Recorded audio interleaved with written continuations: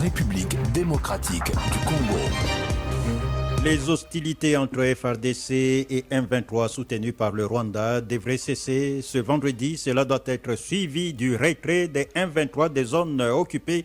À Goma, le commandant de la force régionale de l'EAC a déclaré que les troupes kenyanes se préparent à faire usage de la force si le M23 n'exécute pas la décision annoncée mercredi après le mini-sommet à Luanda, en Angola. Top Congo FM. Des corps sans vie dans plusieurs maisons incendiées par des rebelles dans 2 villages à Fizi, dans la province du Sud Kivu, d'après la société civile qui donne un bilan de 27 morts des affrontements qui ont eu lieu depuis le 9 novembre.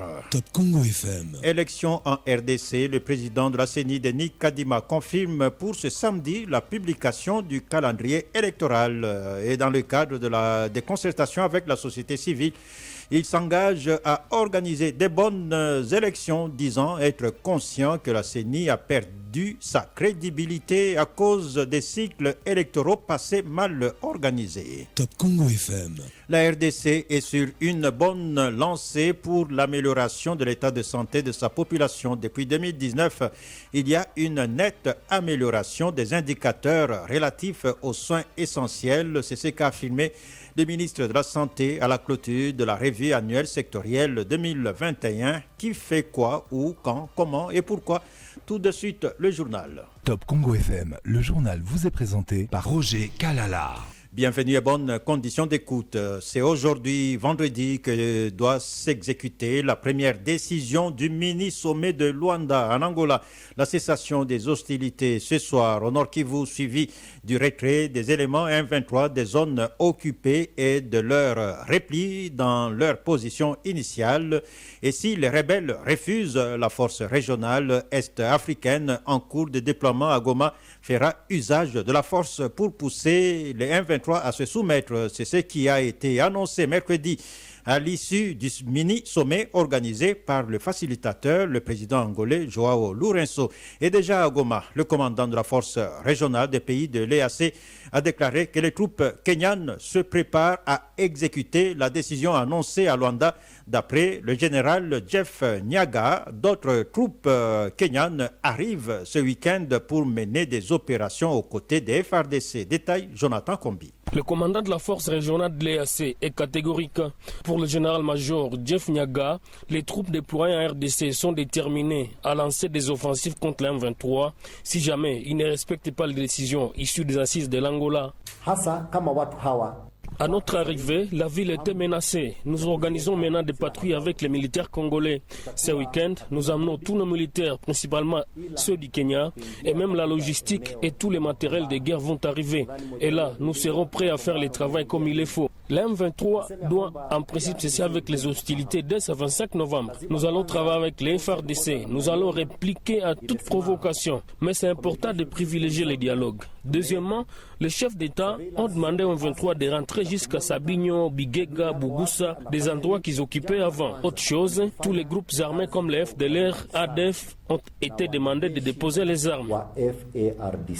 Au sujet de la présence des Ougandais dans les rangs du M23, le commandant de la force dit ne pas détenir des preuves, mais ajoute que si cette affirmation est vraie après vérification, des décisions importantes seront prises par les chefs d'État. Signalons que le déploiement de la force de l'EAC s'effectue alors que 9 sur les 14 groupements qui comptent le territoire de Rutshuru sont occupés par le M23. Nombreux habitants se sont déplacés suite à l'avancée des rebelles et leurs conditions humanitaires demeurent catastrophiques. Goma, Jonathan Kombi, Top Congo FM. Et au même moment, on parle de la collaboration avec la MONUSCO. Le commandant de la force de l'EAC a précisé que chacun a son mandat, mais qu'une harmonisation au sujet des zones d'intervention sur le terrain est en cours. Le commandant des troupes kenyanes, général Jeff Nyaga, dans ses propos traduits par Jonathan Sisi kuweza kufanya kazi kwa ukaribu sana na Pour ce qui est de notre travail avec la MONUSCO, je vous dis que nous nous sommes réunis avec eux pour savoir qui pénétrera quelle zone, comment est-ce que la logistique sera coordonnée, la communication sera faite comment. C'est pour que nous ne puissions pas nous battre entre nous sur les champs de combat. Ça ne sera pas en faveur des FRDC ou de la force de l'EAC, encore moins de la MONUSCO. Nous avons donc tenu 2 réunions. La semaine prochaine, nous allons également nous réunir. Tous les expatriés venus des pays de l'Est vont se réunir le 28 et le 29 novembre pour qu'on ait un même entendement. J'appelle tous les groupes armés, à commencer par la M23 et les autres, d'aller autour de la table des négociations, qui respectent les communiqués des chefs d'État. C'est à leur avantage et à l'avantage de l'EAC. Si nous optons pour la guerre, c'est pour notre intérêt et pas les leurs. Voilà pourquoi s'ils optent pour le dialogue, qu'ils déposent d'abord les armes. Ili kutokea na roadmap ya kikamilifu. Le commandant de la force de l'EAC, général Jeff Nyaga, des propos traduits par notre permanent à Goma, Jonathan Kombi. À propos des négociations de Nairobi pour la paix dans l'est de la RDC, les leaders des 3 groupes armés en Ituri sont arrivés hier dans la capitale kenyane. Il s'agit des leaders des groupes Codeco, FPIC et FRPI. D'après le porte-parole du gouverneur militaire de l'Ituri, ces groupes ont répondu à l'appel du chef de l'État de cesser les hostilités. Lieutenant Jules Ngongo, joint au téléphone par Franck Assanté, notre correspondant en Ituri. En participant à ces consultations, c'est vers les chemins de retour de la paix en province de l'Ituri. Ils ont pris l'avion pour Nairobi, évidemment pour participer à ces travaux. Et ils pensaient que nous allons utiliser les bombes pour faire des génocides, mais ils doivent savoir que la paix se gagne par plusieurs modes. Nous sommes à la phase où nous devons désarmer les guerres de groupes armés afin qu'ils déposent les armes et dans une autre approche, dépeupler les camps de l'ennemi et peupler les camps de la patrie. Ils sont au nombre de combien ceux qui ont voyagé, si on peut avoir une précision? Ils sont au nombre, c'est plus de 15 personnes parce que la délégation de la FRPI, la délégation de FPIC ainsi que la délégation de Codeco, on peut arriver à 16 membres de ce groupe armé. Les leaders, dans toutes leurs fractions, ils ont opté pour faire la paix avec l'État congolais et cela aussi va de leur intérêt parce que la paix, c'est l'affaire de tout le monde. Lieutenant Jules Ngongo au téléphone de Franck Assanté. Et les manifestations contre l'agression du Rwanda se poursuit en RDC. C'était le cas dans la province de la Mongala. Les organisateurs de la manifestation ont condamné le silence de la communauté internationale face à cette agression. D'après l'un des initiateurs de la marche, Olivier Alongi Mbilonga, c'était également l'occasion de sensibiliser les jeunes de la province à s'enrôler dans les rangs des FRDC. On l'écoute au micro de Rachel Insiwe. En tant qu'élu du peuple et homme d'État, je ne pouvais pas laisser inaperçu cet appel de président de la République, chef de l'État. Voilà pourquoi j'ai initié cette marche pour montrer à la face du monde et au président de la République lui-même que la province de la Mongala est derrière ses idéaux et les soutient totalement. Je n'ai pas reçu les soutiens des institutions provinciales, c'est-à-dire l'exécutif et l'Assemblée provinciale. Donc, tout ce que j'ai eu à faire, c'est de par mon organisation propre. Je suis un homme d'État, de surcroît patriote. Lorsque mon pays brûle, je n'ai pas besoin que qui que ce soit me dicte pour que je prenne initiative allant dans le sens de sauver la patrie. Et pour ne pas laisser tomber le parole du chef, comme je venais de le dire tantôt, j'ai pu organiser cette marche de soutien aux vaillants militaires de la République. Je commencerai par remercier la population mongalaise pour avoir répondu massivement à cette marche. Elle a montré à la face du monde qu'elle est derrière le chef de l'État, qu'elle soutient ses actions. Pour que cette manifestation réussisse, il n'y a pas eu autre chose que la mobilisation, l'appel à la conscience et à l'éveil patriotique. Olivier Alongi Bilonga, l'un des organisateurs de la marche dans la province de la Mongala, des propos recueillis par Rachel Insiwe. Des corps sans vie dans plusieurs maisons incendiées par des rebelles. C'est dans 2 villages à Fizi, dans la province du Sud Kivu. Selon la société civile qui donne un bilan de 27 morts au total après affrontement entre différentes coalitions des groupes armés depuis le 9 novembre dernier et jusqu'à ce jour. D'après le coordonnateur provincial de la nouvelle société civile du Congo, André Biadounia, on observe pour l'instant un mouvement de déplacement massif des populations, des propos recueillis par Peggy Wabeno. Nous sommes au sud Kivu, dans les territoires de Fizi, dans le secteur de Lulenge, dans les villages Bigaragara et Rugezi, où des affrontements continuent depuis le 9 jusqu'à aujourd'hui. Les populations civiles sont en train de fuir dans tous les sens et la coalition Rukunda Makanika Michel, Tuguaneho et Android a brûlé plusieurs maisons. Et aujourd'hui, on a ramassé plus de 27 corps calcinés dans ces maisons. C'est pourquoi nous plaidons auprès des FARDC, à travers le secteur opérationnel Sukola des Sud Kivu, la 3e zone de défense et l'état-major général des FARDC à Kinshasa, pour qu'on puisse déployer les militaires qui sont à Minembwe Centre. Ils sont cantonnés là-bas, on ne sait pas pourquoi ils ne bougent pas pour qu'ils viennent quadriller les villages Bialere, Rugezi, Bigaragara, Kabindu, Kitumba, Ibumba, Moni, Kijombo, Kawera, Kashasha, Ibumba et Musika. C'est là où ce Makanika est en train de passer avec sa coalition pour venir attaquer la population civile. Et si aujourd'hui les populations continuent à mourir, c'est parce que simplement il n'y a aucune présence militaire dans les villages que je venais de citer, et c'est pourquoi Rukunda Michel a de la facilité à se déplacer. Le gouvernement doit avoir l'œil bon pour qu'il soit démantelé et mis hors d'état de nuire.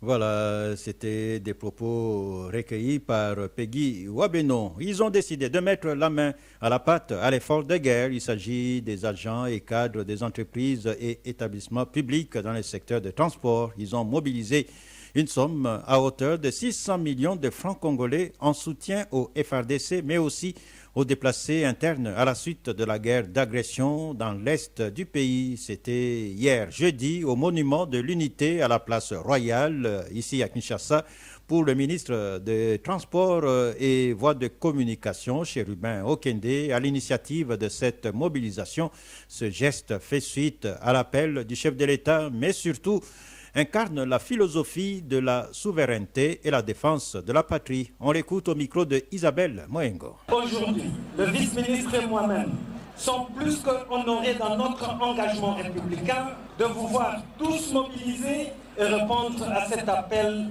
de son Excellence, Monsieur le Président de la République, chef de l'État.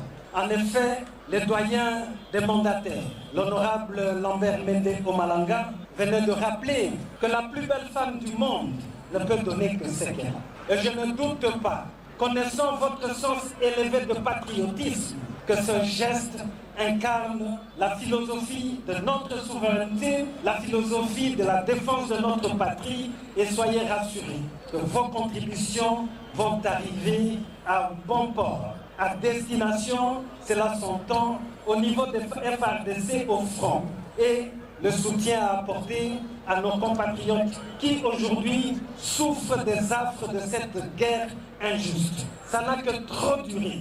Peuple congolais derrière le président de la République, mobilisons-nous comme un seul homme pour chasser ces forces négatives qui mettent en mal la quiétude de notre peuple, qui mettent aussi en mal la vision du développement économique et social de nos populations. Le ministre des Transports, Chérubin Okende, des propos recueillis par Isabelle Moengo. Des Congolais cités comme auteurs intellectuels du conflit intercommunautaire entre peuples Téké et Yaka, parmi eux justement le chef Kianvu, récemment dénoncé par le gouverneur du Grand Bandundu. Un avis de recherche a été lancé par la police. On parle de 6 personnes poursuivies pour participation à des mouvements insurrectionnels dans le Kwilu, Kwango et Maïndombe. Le point avec Jonathan Messa. Dans une correspondance adressée au service de sécurité de Kinshasa et aux commissaires provinciaux de la police du Kwango, Kwilu et Maïndombe, la direction des renseignements généraux de la coordination de la police administrative recherche les nommés Odonkombo, Kianvu, Kapenda, Saddam, Cobra, Ephraim et Américains non autrement identifiés. Elle demande à ses services de les appréhender en cas de découverte puis les acheminer à son office pour être entendus entendu pour participation à des mouvements insurrectionnels, étant également cité comme auteur intellectuel du conflit meurtrier dans les territoires des Kwamount et Bagata. Pour certains élus de la région, cette action est tardive, d'autant plus que certaines personnes recherchées auraient participé aux assises à Kinshasa sans être inquiétées, alors dénoncées par le gouverneur du Grand Bandundu. Sylvain Delmambo est élu du territoire de Bagata. Il était longtemps resté en liberté, alors que tout le monde le reconnaissait que c'était lui qui était l'auteur initial. Enfin, on pouvait bien à ce moment-là l'interpeller et chercher quelle était exactement la vérité sur cette assertion-là. Alors, pour l'instant, moi, je trouve que c'est tout à fait justice que la police puisse effectivement chercher à ce que l'on puisse les retrouver. Lui-même, comme tous les autres qui se sont impliqués dans cette affaire-là, nous l'avons connu dans Kwamount et dans Bagata. C'est depuis le mois de juin que les violences sont commises à Kwamount, où plus de 200 morts sont enregistrés, conflits ayant affecté les territoires voisins de Bagata en septembre dernier, faisant plus de 40 morts. Depuis Bandundu, Jonathan Messa, Top Congo FM. L'ancien président du Burundi était face aux étudiants à l'université de Kinshasa. C'était hier jeudi, un échange dans le cadre des journées de réflexion sur la pacification dans la région des Grands Lacs, activité initiée par l'université de Kinshasa en collaboration avec l'Organisation canadienne pour la paix, la sécurité et le développement. L'ancien président burundais Sylvestre Timbatunganya a parlé donc de la région des Grands Lacs et les conflits qui y persistent depuis plusieurs décennies, les origines de ces conflits importés du Burundi et du Rwanda, ainsi que les efforts que doivent fournir les autorités congolaises pour faire face donc à ce problème. Il reste convaincu, donc fort de son expérience, que l'une des voies de sortie à la guerre d'agression à l'est du pays, c'est imposer le respect de l'intégrité territoriale de la RDC. On l'écoute. Si vous voulez faire la paix, il faut montrer que vous respectez la partie face à vous. Surtout quand c'est une partie qui sent qu'elle a été agressée, qu'elle est dans l'injustice. Et la première exigence donc, c'est le respect de l'intégrité territoriale du Congo. Et à partir de là, cet État congolais, l'assurer de son intégrité, sera certainement une partie très active dans la recherche de solutions aux autres aspects qui marquent l'insécurité dans cette région des Grands Lacs. Une région où le Congo est appelé à jouer un rôle important. J'ai insisté auprès des jeunes, notamment de l'université, pour qu'ils se préparent à être les acteurs qui construiront cette entité à partir d'un Congo dont tous les pays attendent une contribution. Et ensuite, bien sûr, pour pouvoir réussir, il faut être bien organisé à l'intérieur de soi-même. Et j'aurais des fois répété un proverbe dans notre langue qui dit qu'un homme n'est valable que quand tout le monde sent qu'il se donne justement cette valeur. Les États doivent s'organiser pour imposer respect envers les autres et être donc des acteurs qui participent au titre égal, pourquoi pas, dans le respect, à trouver des solutions à des problèmes qui les concernent ensuite tous. L'ancien président du Burundi, Sylvestre Timbatunganya. Élection en RDC, le président de la CENI, Denis Kadima, confirme pour ce samedi la publication du calendrier électoral et dans le cadre des concertations avec la société civile, il s'engage à organiser de bonnes élections, disant être conscient que la CENI a perdu sa crédibilité à cause des cycles électoraux passés mal organisés. Détail avec Barik Bouema. À l'issue des échanges avec la société civile, Jonas Chiombela estime qu'il était important de se mettre à jour pour enfin servir des relais et sensibiliser la population sur les terrains. Pour les coordonnateurs de la nouvelle société civile du Congo, avoir la même compréhension des enjeux que la CENI était nécessaire. Il dit attendre la publication du calendrier électoral pour savoir s'il y aura élection en 2023 ou pas. La plupart des acteurs de la société civile iront sensibiliser.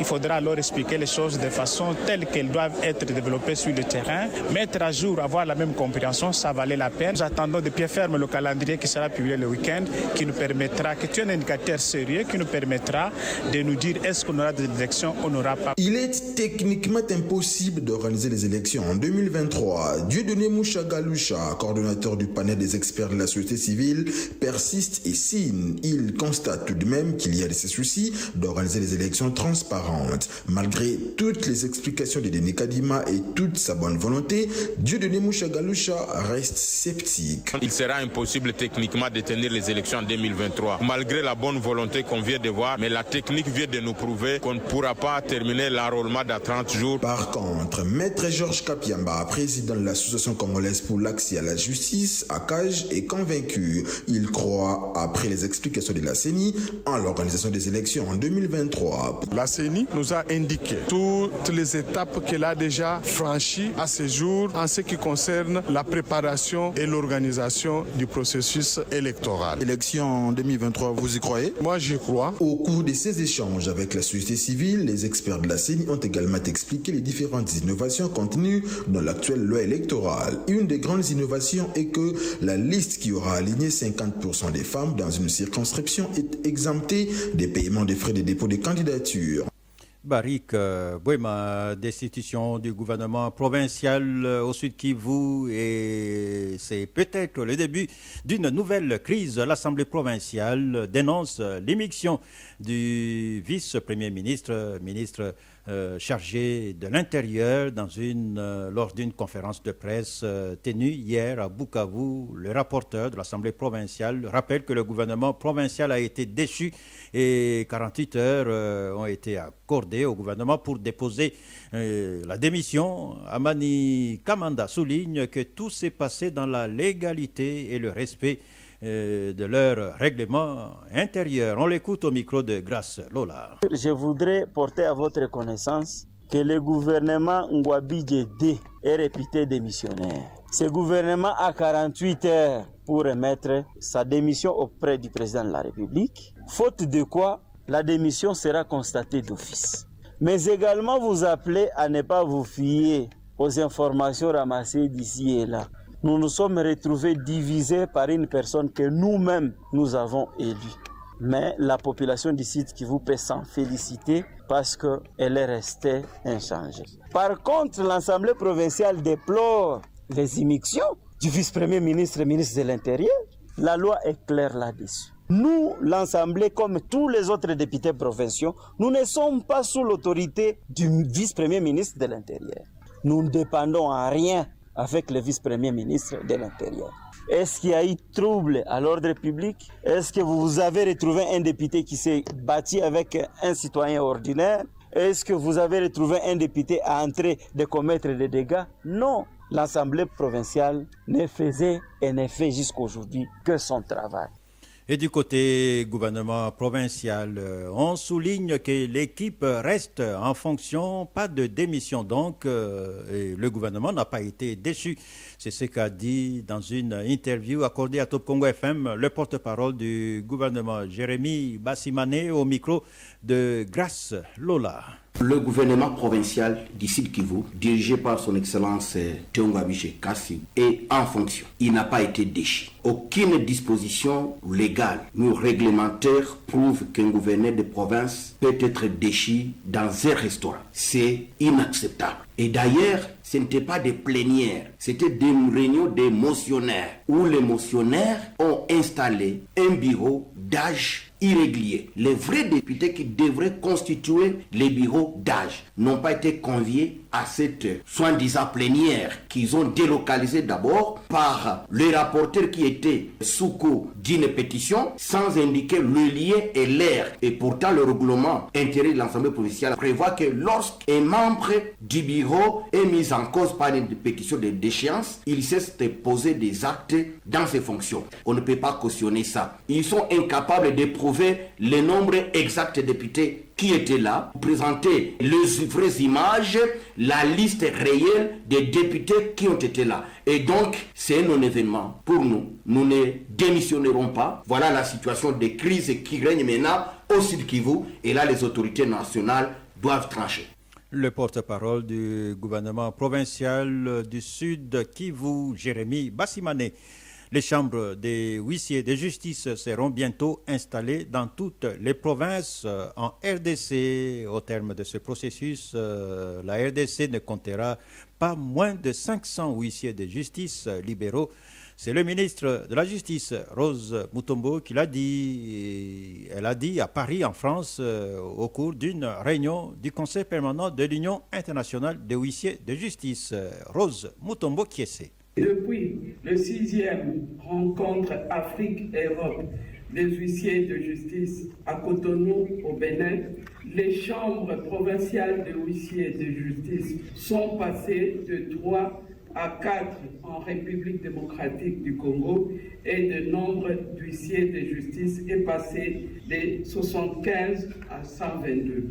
Bientôt, les chambres provinciales du Haut-Katanga, du Lualaba, du Maniema, du Nord Kivu et du Sud Kivu, qui sont en plein processus de recrutement, seront installées. L'objectif étant d'installer d'ici fin 2023 les 26 chambres provinciales des huissiers de justice qui doit compter la République démocratique du Congo. Au terme de ce processus, mon pays ne comptera pas moins de 500 huissiers de justice libéraux. C'était la ministre de la Justice, Rose Mutombo Kiese. Les agences et sièges des Ecobank RDC SA ne font pas l'objet d'aucune saisie. Les portes sont ouvertes à la clientèle, contrairement aux informations publiées sur les réseaux sociaux, des informations qui font état, entre autres, des opérations de sceller le siège de Ecobank avec comme conséquence renvoyer le personnel en congé technique. Dans un communiqué, Ecobank RDC dément ces allégations. Détail Béro Matanda. Dans ce communiqué, Ecobank RDC SA affirme avoir pris connaissance des informations faisant état des opérations de sceller et de saisir son siège avec comme conséquence directe la fermeture de ses portes à la clientèle ainsi que le renvoi en congé technique de ses employés à la suite d'un contentieux qui opposerait M. Pascal Beveragui à M. Moïse Katumbi et dans lesquels la banque serait impliquée. Ecobank RDC SA dément cette information tout en soulignant que son siège n'a fait l'objet d'aucune saisie et ses employés n'ont nullement été mis en congé technique. Le siège de la banque ainsi que les agences d'Ecobank RDC SA sont opérationnels et accueillent sa clientèle comme à l'accoutumée. Ecobank RDC SA tient néanmoins à préciser qu'elle fait l'objet d'actions en justice depuis près de 2 ans à la suite de l'exécution en fin 2020 en faveur de la société Astalia Ltd d'une saisie opérée par cette dernière sous les avoirs de la société NB Mining Africa SA. La banque ayant agi en tant que tierce saisie sur base d'une décision de justice exécutoire sur minute rendue par le tribunal de commerce de Kinshasa-Gombe. Elle ne peut être tenue pour débitrice des sommes ayant fait l'objet de la dite exécution. Pour ces raisons, toutes les procédures initiées dans ce cadre au pénal comme au civil, se sont avérées infructueuses. Ecobank RDC SA et ses conseils entreprennent toutes les actions nécessaires afin que la banque soit mise hors cause par la justice dans cette affaire dans laquelle elle est totalement tierce. Ecobank RDC SA se réserve néanmoins le droit de saisir les instances habilitées pour réparation de tout préjudice subi à la suite de déclarations malveillantes et infondées qui pourraient être faites à ce sujet. Année académique 2021-2022 clôturée à Lubumbashi par le ministre de l'Enseignement supérieur et universitaire. La cérémonie a eu lieu à l'Institut supérieur des techniques médicales et le ministre a salué le respect du programme de l'ESU dans la province. Compte rendu, patient Lukusa. Tenue dans l'enceinte de l'Institut supérieur des techniques médicales de Lubumbashi, situé au quartier Kassapa dans les cités universitaires, la cérémonie solennelle de l'année académique 2021-2022 a commencé par le mot de bienvenue du directeur général de cette institution de formation des infirmiers. Le professeur Oscar Luboya a remercié le ministre de l'ESU d'avoir jeté son dévolu sur l'ISTEM Lubumbashi. Vous avez su intérioriser l'idéal éducatif, les valeurs morales, la rigueur et la discipline. Eh bien, ne relâchez rien de cet idéal, ayez partout où vous serez notre devise qui est compétence, travail discipline.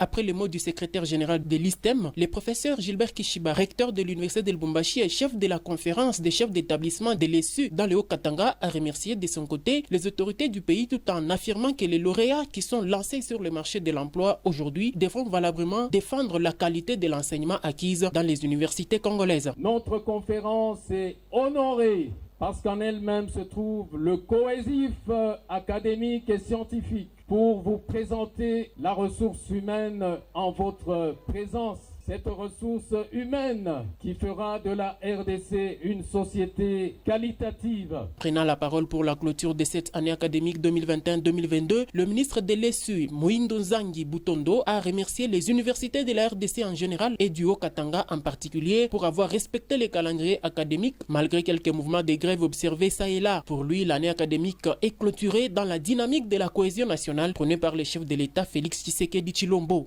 Aujourd'hui, à l'ISTEM Lubumbashi, nous la clôturons dans une dynamique de la mobilisation générale pour la sauvegarde de la patrie, la cohésion nationale et la préservation de l'intégrité territoriale. Cette cérémonie de clôture a été précédée par la cérémonie de collation des grades académiques aux 610 lauréats pour les graduats et 162 pour les licenciés dans l'ISTEM Lubumbashi. Lubumbashi, Patient Lukosa pour Top Congo FM. Problème de paiement des salaires des enseignants, c'est presque chaque mois en RDC. À Moueka, dans la province du Kasaï, les enseignants comptent les retards de 3 mois d'un paiement et ils se sont retrouvés pour une réunion et proposé le transfèrement de leur salaire dans une autre banque pour pouvoir toucher régulièrement leur salaire. Écoutez Félicien Lobo Mwamba Belanganaï, le président provincial de la FENECO Kasaï 2. Il est au micro de Rachel Insioué. Réunis en plénière aujourd'hui, tous les enseignants de la province éducationnelle du Kasaï 2, avec 3 mois de retard de salaire, desservis par Caritas IFOD, sollicitent 1. Le départ d'IFOD vers la banque responsable Equity Bank qui doit prendre tous les enseignants de la province du Kasaï 2 en charge. 2. Leurs salaires de 3 mois qui ne sont pas encore récupérés jusqu'au jour d'aujourd'hui, ils sollicitent auprès d'IFOD leur octroi de leur salaire de 3 mois en retard, juste pour consolider la situation de l'enseignant. Autre situation de revendication, c'est dans la commune de Vulamba, à Butembo, au Nord Kivu. Les agents et cadres dans cette commune ont déclenché un mouvement de grève. Ils parlent d'une malversation financière et accusent le bourgmestre policier d'être à la base de cette situation. Ils ont décidé de remettre la clé du bureau de la commune au maire de Butembo. Détail Roger Mouriata. Dans une correspondance que les agents de cette commune de Vulamba avaient déjà adressée au maire de Butembo depuis le 14 novembre dernier et Top Congo dispose d'une copie, le signataire rappelle qu'avant l'arrivée du bourgmestre titulaire sous l'état de siège à la tête de la commune de Vulamba, cette entité administrative était considérée comme un modèle sur le plan de la gestion et du développement. Malheureusement, tout cela est déjà tombé à l'eau avec l'actuel bourgmestre qui a transformé ce lot et la commune à un bien privé, a plongé dans plusieurs antivaleurs. Regrette-t-il? C'est entre autres le manque de considération et de confiance avec les agents censés être ses collaborateurs dans les services. Il est aussi accusé d'être moins réceptif au conseil lui prodigué et de rejeter toutes les propositions lui soumises par ceux-ci pour une meilleure gestion des questions développementales, sociales et sécurité de la commune. Les agents de la commune de Vulamba lui reprochent par ailleurs de transformer les recettes de la commune en boutique privée. Les cadres et agents de la commune de Vulamba sollicitent un audit externe pour vérifier leurs allégations afin d'aboutir à son remplacement immédiat car ayant manifesté une incompétence notoire dans la gestion de la commune.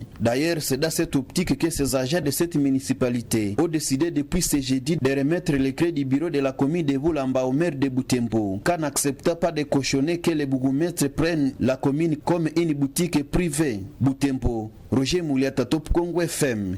Pour le moment, aucune réaction du bourgmestre de la commune citée. Les détenus qui manquent à manger dans certaines prisons et parfois on enregistre des décès. C'est le cas à la prison centrale de Kalemi dans la province de Tanganyika. La prise en charge des prisonniers pose problème. Plus de 40 détenus sont déjà décédés.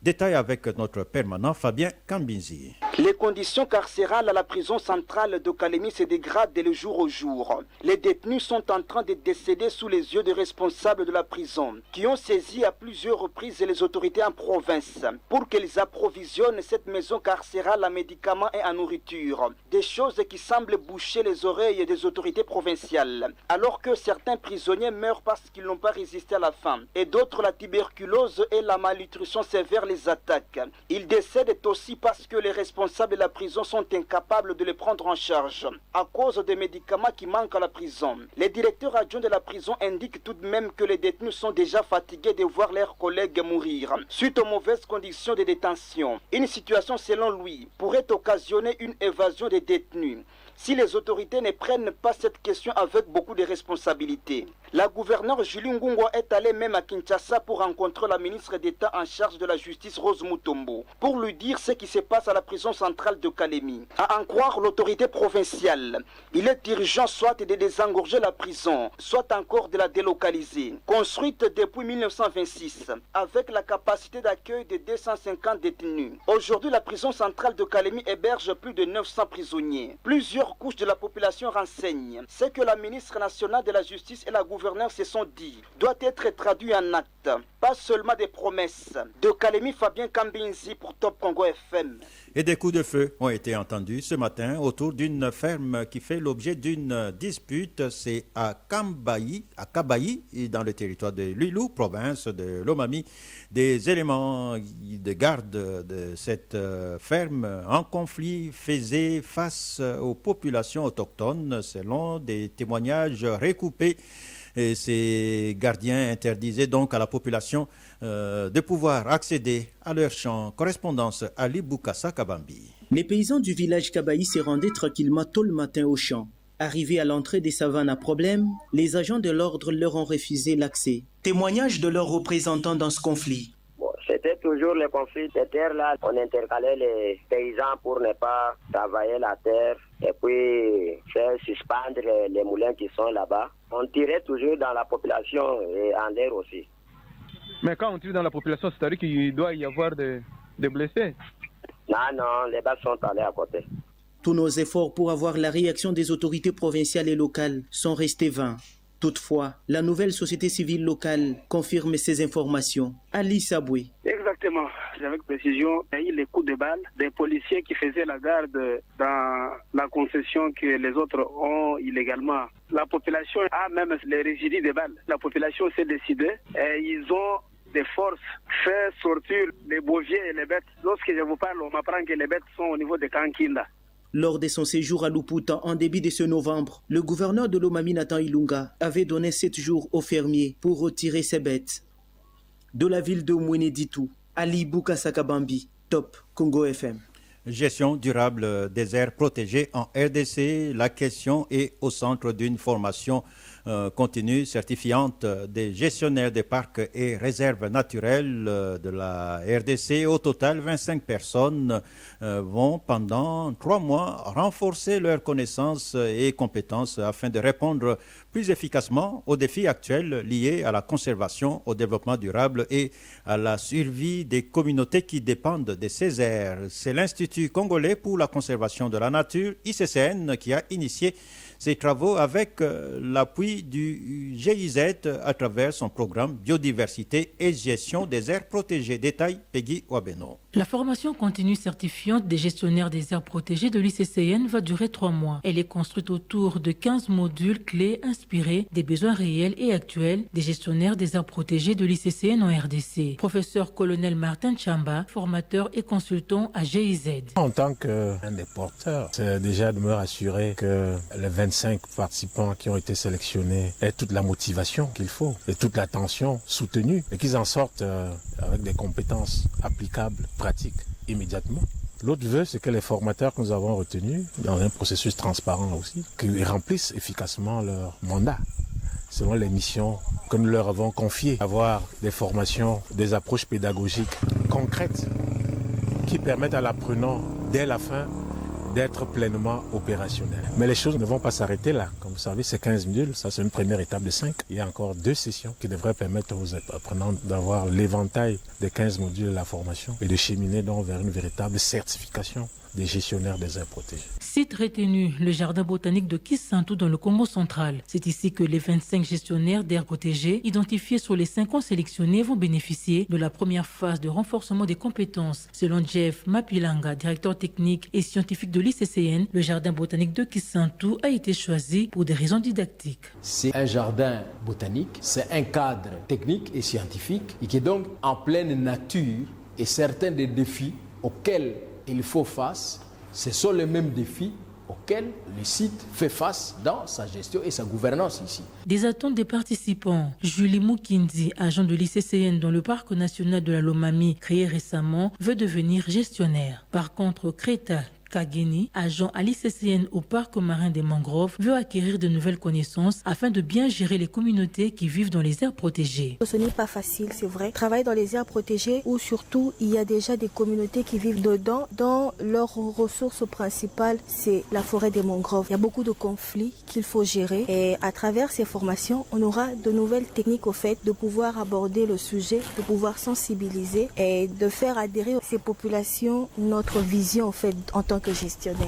L'efficacité des gestions des aires protégées en Afrique centrale est faible. Ainsi, l'amélioration et l'efficacité des gestions doivent impérativement passer par une ressource humaine compétente, suffisante en qualité et quantité, estiment les experts. Peggy Wabeno, dans la province du Congo central, les travaux du nouvel aéroport de Boma ont été suspendus.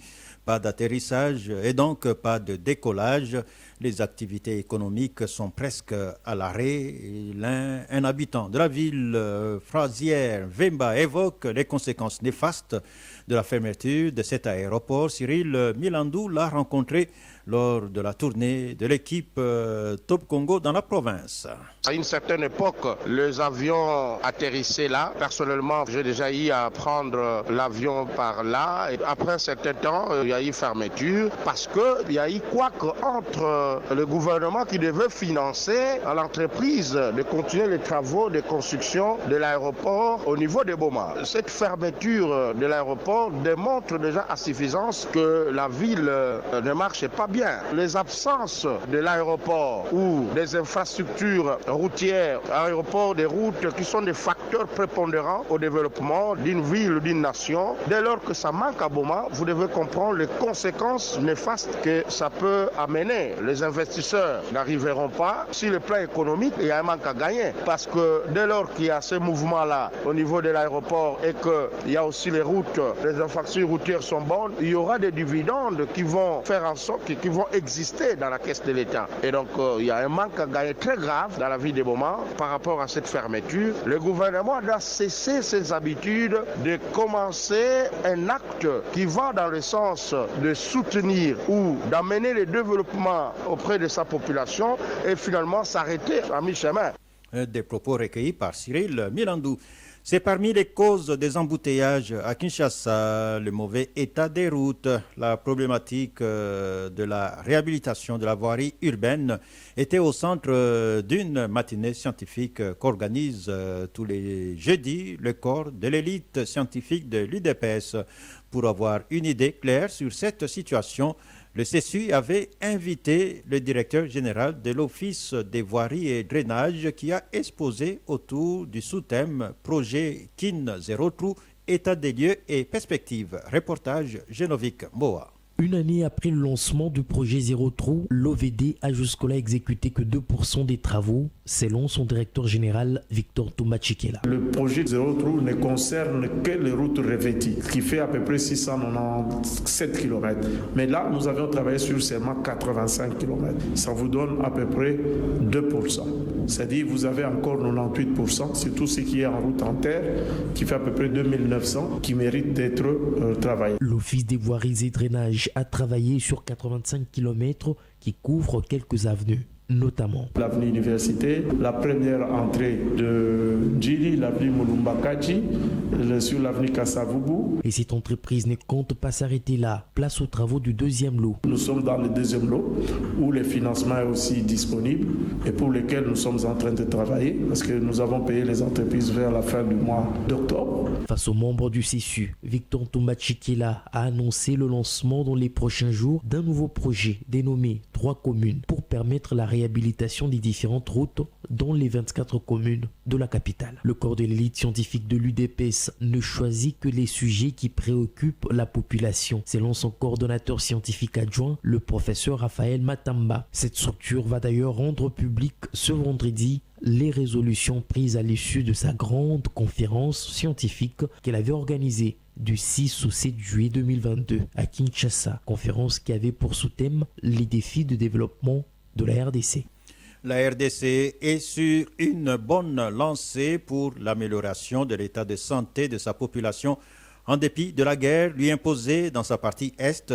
Et pour preuve, il y a depuis 2019 une nette amélioration des indicateurs relatifs aux soins essentiels. C'est ce qu'a affirmé le ministre de la Santé à la clôture de la revue annuelle sectorielle 2021 qui, durant 4 jours, a réuni à Kinshasa les acteurs du secteur de la santé autour du thème « Investir en faveur de la couverture santé universelle en RDC ». Des recommandations formulées, Dr Jean-Jacques Bungani en a tout de suite endossé 10. On l'écoute sur des propos recueillis par Eric Lukoki. Parmi les recommandations capitales issues de cette revue, il y en a 10 que j'appuie personnellement. Revisiter la carte sanitaire du pays en produisant un nouveau plan de couverture sanitaire à élaborer sur base des critères rigoureux. Étendre des bonnes pratiques de recrutement du personnel fondé sur les critères transparents de sélection. Définir rapidement le paquet de soins pour la CSU en intégrant la lutte contre les hépatites virales. Promouvoir la communication pour la santé en vue d'amener la population à prendre suffisamment des actions de prévention et à s'approprier des interventions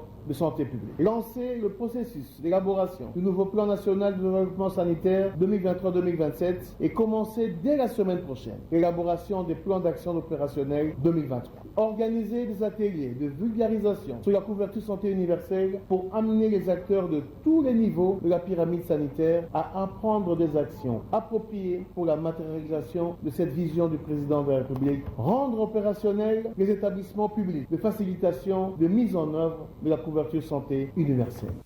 Lutte contre les avortements clandestins en RDC, la population de la zone de santé Kingabwa a été sensibilisée sur le protocole de Maputo. C'était lors d'un atelier d'échange organisé par le Programme national de la santé de la reproduction en collaboration avec la Coalition nationale de lutte contre les grossesses non désirables. Reportage Dieu merci Lusakumunu. Les chiffres de l'école de santé publique sur les avortements clandestins sont salés. 2 grossesses non désirées sur 5 débouchent sur des avortements avec une moyenne de 4 avortements par jour. Voilà qui motive cette journée de sensibilisation de la population. Dr Patrick Djemo, représentant pays de MSI en RDC. L'atelier d'aujourd'hui s'inscrit dans le cadre des activités qui sont en rapport avec les solutions pour réduire la mortalité maternelle en République démocratique du Congo, de sensibiliser les participants à cette réalité, mais aussi leur présenter la solution que le gouvernement de la RDC est en train de mettre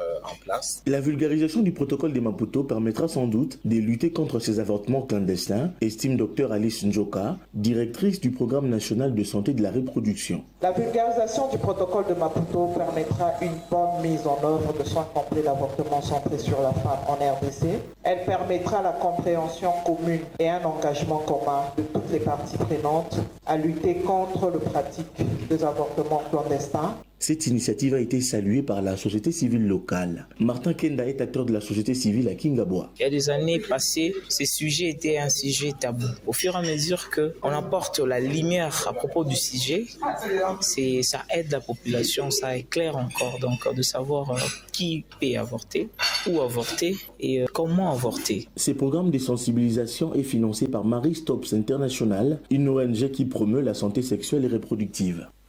C'était Dieu merci Lusakumunu. Perturbation dans la desserte en eau potable. La régie des eaux, direction provinciale de Kinshasa, informe aux abonnés de la partie sud-ouest de la ville que suite aux travaux d'installation du 3e groupe motopompe de refoulement de l'usine de Lukaya qui interviendront ce samedi 26 novembre, son usine de traitement d'eau de Lukaya sera en arrêt de 8 heures jusqu'à la fin des travaux. Par conséquent, les manques d'eau seront observés dans les quartiers ci-après Ngafula, Cité Verte. Il s'agit sans doute de Mongafula, Cité Verte également, Cité Maman Mobutu, Masangambila, Monkole, Mongafula Commune, Sebo, Cité Pumbu, Kan, Badiadingi, Kimbondo, Dumez, Matadi Mayo, Matadi Kibala et Kimwenza. La Régie des eaux prie les abonnés concernés de bien vouloir se constituer des réserves d'eau et de l'excuser pour ce désagrément.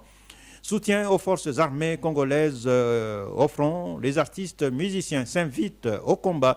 Le réseau national Pona Congo organise ce samedi 26 novembre au terrain IMCA un concert dénommé Pona Congo Bomoko ce samedi à 15h avec la participation des artistes engagés, notamment King Alech, Marifa, Marco et le très célèbre groupe MPR. Ce concert live a pour but de consolider l'unité des Congolais, soutenir les FRDC et des millions de Congolais victimes de l'agression de notre pays par des puissances étrangères. Top Congo FM 88.4, première radio d'information en République démocratique du Congo. Les hostilités entre FRDC et le M23 soutenu par le Rwanda devraient cesser ce vendredi. Cela doit être suivi du retrait des M23 des zones occupées. À Goma, le commandant de la force régionale de l'EAC a déclaré que les troupes kenyanes se préparent à faire usage de la force si le M23 n'exécute pas la décision annoncée mercredi après le mini-sommet à Luanda, en Angola. Top Congo FM.